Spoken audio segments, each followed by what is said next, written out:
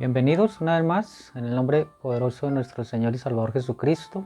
Voy a invitarles a mirar la preciosa palabra de Dios. Vamos a seguir mirando la vida del profeta Elías. Y les invito a mirar aquí en Primera de Reyes, capítulo 17. Dice así: Entonces Elías Tisbita, que era de los moradores de Galad, dijo a Acab: Vive Jehová, Dios de Israel, en cuya presencia estoy, que no habrá lluvia ni rocío en estos años, sino por mi palabra.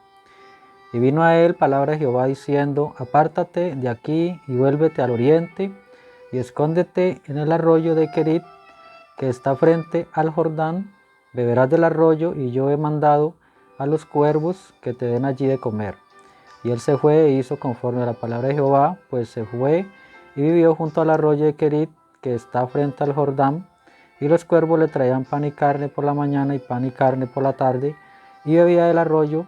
Pasados algunos días se secó el arroyo porque no había llovido sobre la tierra. Bueno, vemos entonces aquí la preciosa palabra de Dios, que es poderosa, y vamos a ver lo sobrenatural de Dios, porque Dios sustentó al profeta durante todo este tiempo que hubo sequía en la tierra por mandato de Dios. Entonces vamos a mirar un poco, a recordar Primera de Reyes desde el capítulo 17, 18 y 19, para recordar al profeta Elías, cómo Dios lo sustentó y qué fue lo que el profeta hizo en ese tiempo, ¿sí?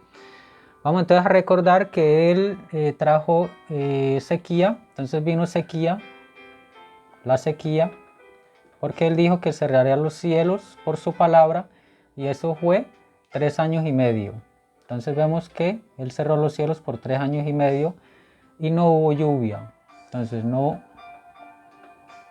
hubo lluvia durante ese tiempo, ¿sí? Y Dios le dijo: ve y escóndete en el arroyo de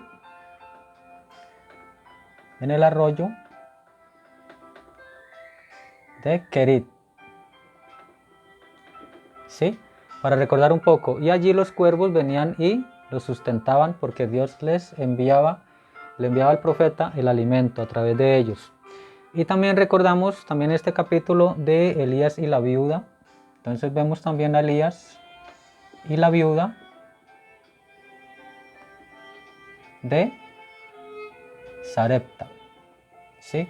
Para recordar también esa parte. Y también seguimos mirando el profeta cuando él se presenta al rey Acab. Entonces él le dice al rey Acab, que era el rey de ese día, el rey Acab. Entonces dice aquí la escritura, en el capítulo 18 ya, dice: pasados muchos días vino palabra de Jehová a Elías en el tercer año, ya era el tercer año, diciendo: ve, muéstrate a Acab, y yo haré llover sobre la faz de la tierra. Fue pues Elías a mostrarse a Acab, y el hambre era grave en Samaria. Bueno, entonces vemos que el profeta viene al rey Acab. También recordamos que Jezabel, que era la que perseguía a todos los profetas de Dios en ese día y los mandaba a matar, ¿sí? Entonces Jezabel, vamos a recordar también un poco lo que fue el rey Acab y Jezabel, porque Jezabel era la esposa del rey Acab, ¿sí? Y entonces Elías se presenta al rey Acab y le dice así: cuando Acab vio a Elías, le dijo: ¿eres tú el que turbas a Israel? Y él respondió: yo no he turbado a Israel, sino tú y la casa de tu padre, dejando los mandamientos de Jehová y siguiendo a los Baales. Envía pues ahora y congregadme a todo Israel en el monte Carmelo, y los 450 profetas de Baal, y los 400 profetas de Acera que comen de la mesa de Jezabel. Entonces vemos que Elías los convoca a todo el pueblo acá en el monte Carmelo, ¿sí? Y dice también la escritura allí que habían 450 profetas de Baal y también 400 de Acera. Estos eran los dioses que tenían ellos en esos días, ¿sí? Entonces Elías le dijo al rey Acab, ¿sí? Porque han seguido a los Baales, ¿sí? Y han dejado los mandamientos de Dios. Dice el profeta Elías al rey Acab. Sigue diciendo, entonces Acab convocó a todos los hijos de Israel y reunió a los profetas en el monte Carmelo, y acercándose Elías a todo el pueblo dijo, ¿hasta cuándo claudicaréis vosotros entre dos pensamientos? Si Jehová es Dios, seguidle, y si Baal, id en pos de él. Y el pueblo no respondió palabra. Bueno, entonces Elías aquí convoca a estos 450 profetas para que ellos trajeran al Dios de ellos, a los Baales, ¿sí? Entonces allí donde se monta el altar para el sacrificio, ¿sí? Y los profetas de Baal, todos ellos empezaron a invocar los dioses y todo eso, pero los dioses no respondieron. Más Elías, llegó la hora de Elías, y dice acá en el verso 36 del capítulo 18, dice, cuando llegó la hora de ofrecerse el holocausto, se acercó el profeta Elías y dijo, Jehová Dios de Abraham, de Isaac, de Israel, sea hoy manifiesto que tú eres Dios en Israel, y que yo soy tu siervo, y que por mandato tuyo he hecho todas estas cosas. Respóndeme, Jehová, respóndeme para que conozca este pueblo que tú, Jehová, eres el Dios, y que tú vuelves a ti el corazón de ellos. Entonces cayó fuego de Jehová y consumió el holocausto, la leña, las piedras y el polvo, y aún lamió el agua que estaba en la zanja. Bueno, entonces vemos acá que el profeta oró, el profeta Elías oró, ¿sí? En su oración trajo ¿qué? El fuego de arriba del cielo. Entonces cayó fuego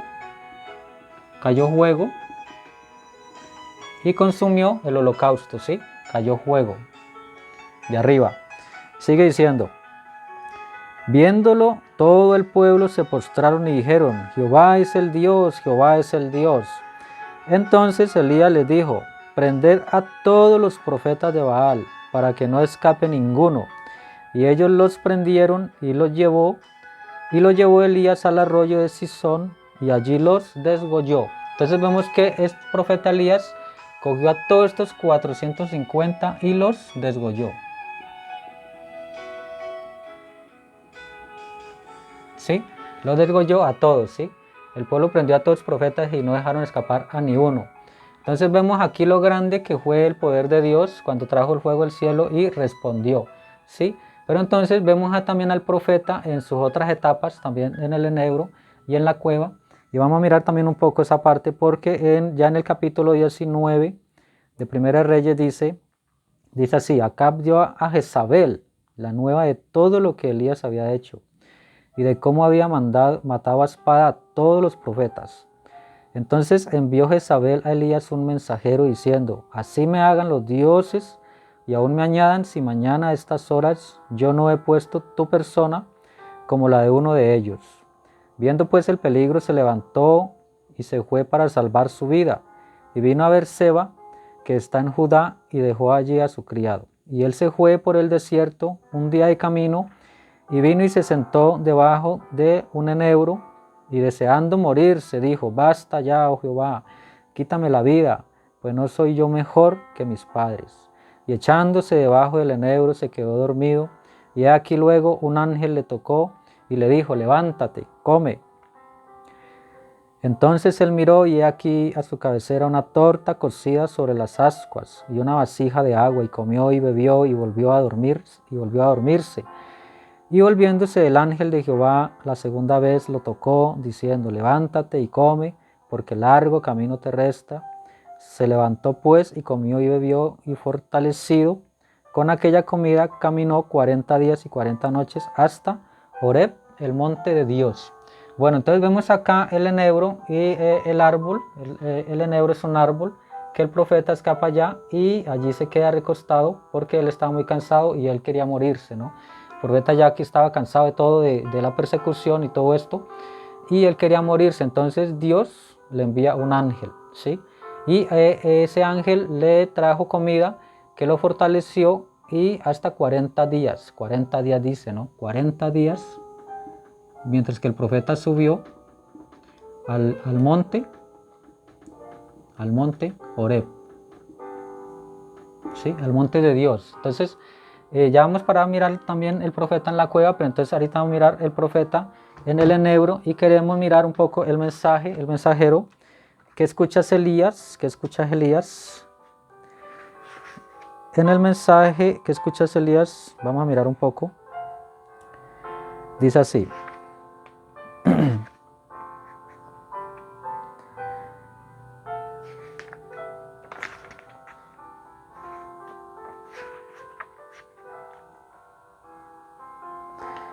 Bueno, y el pobrecito hombre, delgado, acostado allí y su cabello gris colgándole a los hombros, Dios dijo, mi siervo necesita un descanso. La misericordia de Dios para con su siervo. Él solamente lo recostó sobre un montón de maleza y él se durmió. Me puedo imaginar que había 10.000 ángeles vigilando su sueño. Hay una seguridad que el creyente tiene. Aunque todo el mundo lo rechace, sin embargo Dios lo ama. El mundo les pudiera llamar santos rodadores, él pudiera llamar fanáticos, pero si usted se mantiene verdadero a Dios, hay una cosa segura, Dios le ama. Y sus ángeles acampan alrededor de los que le temen. Me puedo imaginar en cada rama, por todo alrededor había una multitud de ángeles. Y Dios descendió y él dijo, mi pobre, pequeño y cansado siervo está tan nervioso y despedazado, él no sabe qué hacer. Quiero escoger al ángel que está aquí, que tiene las manos más suaves. No lo vayas a asustar, ve y toca su frente cuidadosamente, y quiero al mejor cocinero entre ustedes, y ve para allá y toma todas las vitaminas que puedas encontrar y colocarlas en esta harina de maíz. El mundo lo ha rechazado, pero yo lo voy a tratar bien. Eso significa gloria a Dios, bien.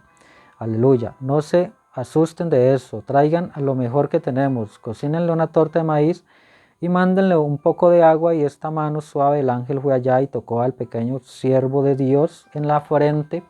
Recuerden, si han hecho lo mejor que pueden, Dios todavía tiene esos ángeles a sus órdenes.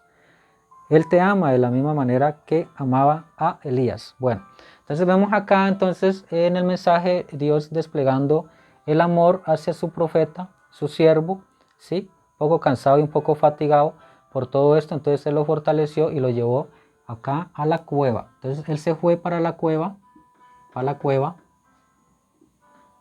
Entonces vamos a mirar, vamos a seguir mirando la escritura y dice así.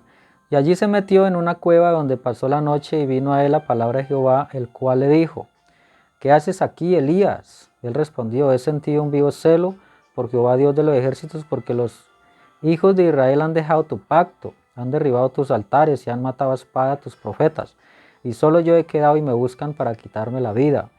Él le dijo, sal fuera y ponte en el monte delante de Jehová. Y he aquí Jehová que pasaba, y un grande y poderoso viento que rompía los montes y quebraba las peñas delante de Jehová, pero Jehová no estaba en el viento. Y tras el viento un terremoto, pero Jehová no estaba en el terremoto. Y tras el terremoto un fuego, pero Jehová no estaba en el fuego. Y tras el fuego un silbo apacible y delicado. Y cuando lo oyó Elías, cubrió su rostro con su manto y salió y se puso a la puerta de la cueva. Y aquí vino a él una voz diciendo, ¿qué haces aquí, Elías? Bueno, hablando entonces de su voz suave y apacible, ¿no? Porque vemos que primero vino un viento. Entonces vino un viento,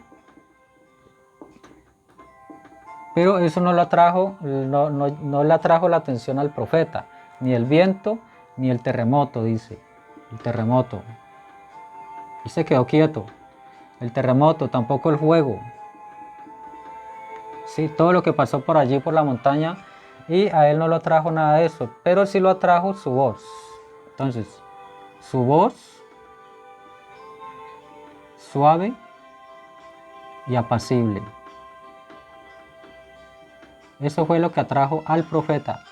Miren que todo lo que el profeta había visto, había hecho caer fuego del cielo, había cerrado los cielos para que no lloviera, todo lo que él vio acerca de Dios, porque era un profeta, porque la palabra de Dios siempre viene a los profetas, ¿sí?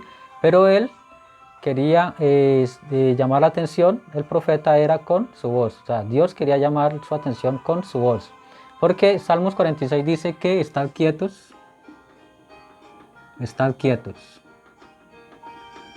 y conoced que yo soy Dios. ¿Sí? Entonces miramos el mensaje. ¿Qué haces aquí? ¿Qué haces aquí? El mensaje que haces aquí dice así. En la página 12 dice así. Dios, llévame a una cueva en donde la pueda hallar. O tengamos esa vocecita apacible, ese algo que le pone crema a la vida. Ese algo que si hablase lenguas humanas y angélicas y no tuviese eso, nada eres. Y si pudieras profetizar y hablar en lenguas y mostrar señales y prodigios y obrar milagros y hacer grandes maravillas, pero si esa pequeña vocecita apacible no está ahí adentro, nada eres. Dicen las Escrituras, eso es por lo que ahora estamos escuchando. Hemos tenido truenos, hemos tenido el fuego, hemos tenido los vientos recios y los terremotos, pero Dios, envíanos esa vocecita apacible. Eso es lo que necesitamos. Escuche, hermano, nosotros necesitamos esa vocecita apacible, una vocecita apacible que habló. De Jesús se dijo, no gritará ni alzará su voz, ni la hará oír en las calles. Isaías 42:2. Él fue nuestro patrón, obsérvenlo, él fue comparado a su espíritu como una paloma manso. Entonces vemos que en Isaías 42:2, su voz, ¿no? Su voz es suave. Sí, dice Isaías, ¿no? Su voz es suave. Hablando de Cristo, ¿sí? Y también acá, mirando acá esta parte, que bueno, podemos tener todo el avivamiento que podamos tener, pero si esa voz no está allí, hablando en el corazón, entonces nada todavía somos, ¿sí?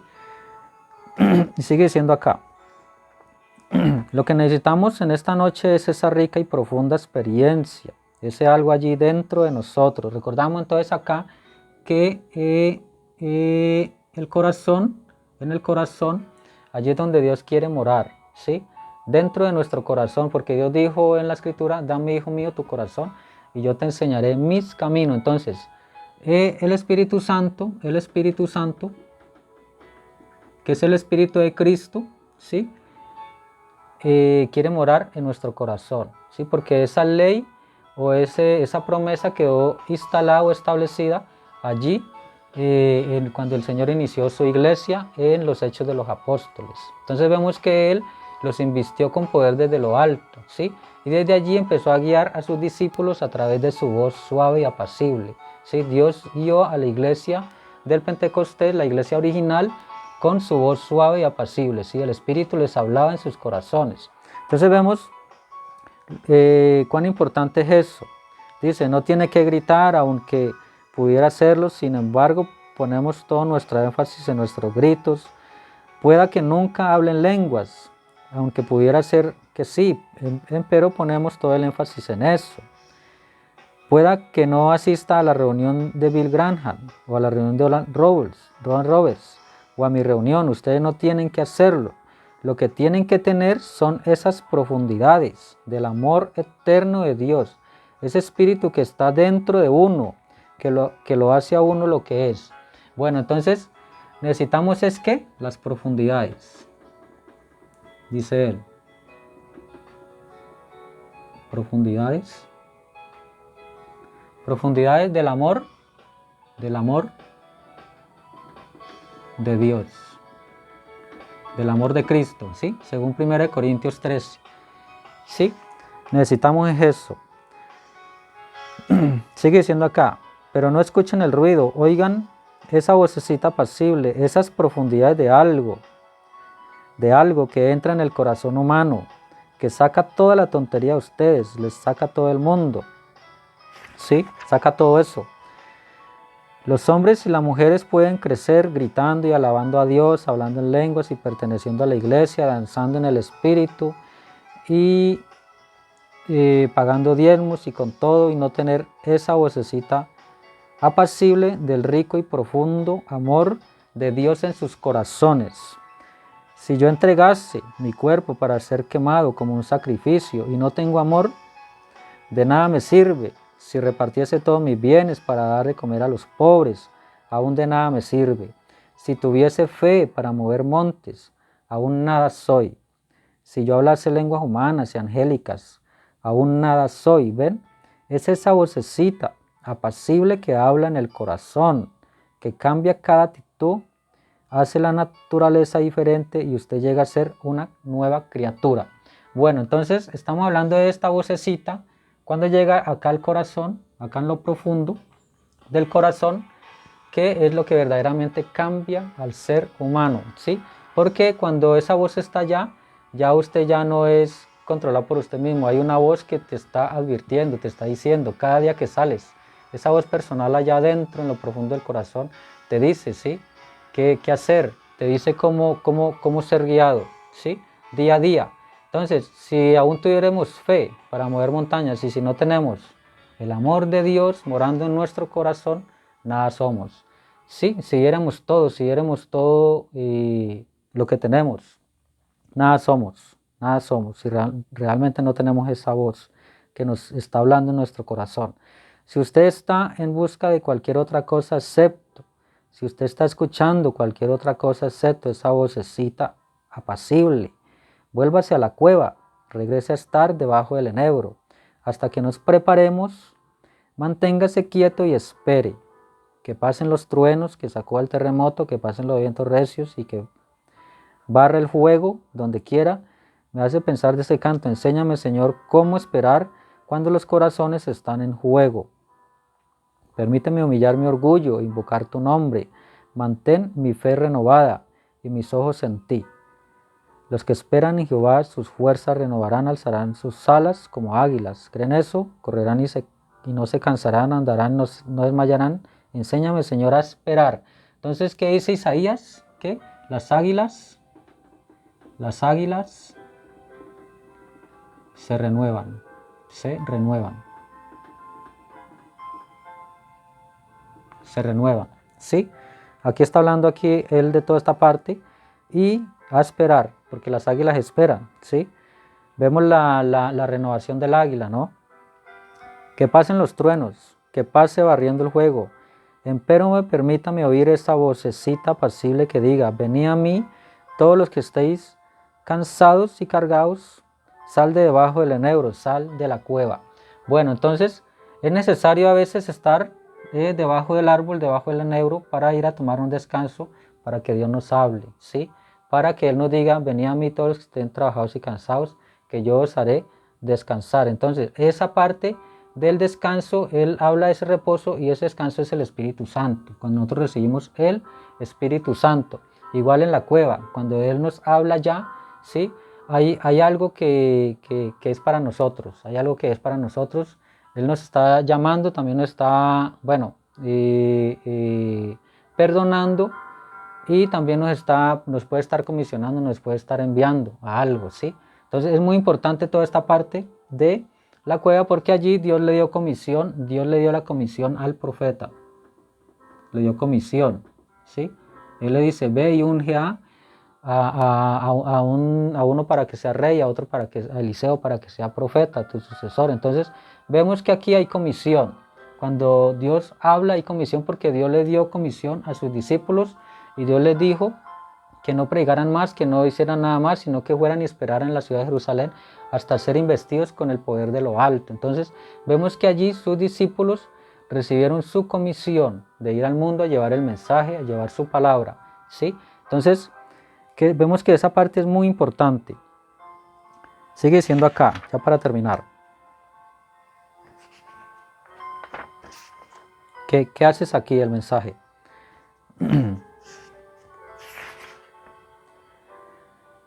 Eso es lo que enséñame, Señor, de rodillas a esperar y en el buen tiempo tuyo de tus ruegos contestarás. Enséñame a no confiar en lo que otros digan, sino esperar en oración por la respuesta de ti. Eso es lo que yo quiero, una respuesta del cielo. Yo quiero oír su voz, no la voz del administrador, no la voz del alcalde, no la voz del gobernador, no la voz del obispo. Yo quiero oír tu voz, ¿sí?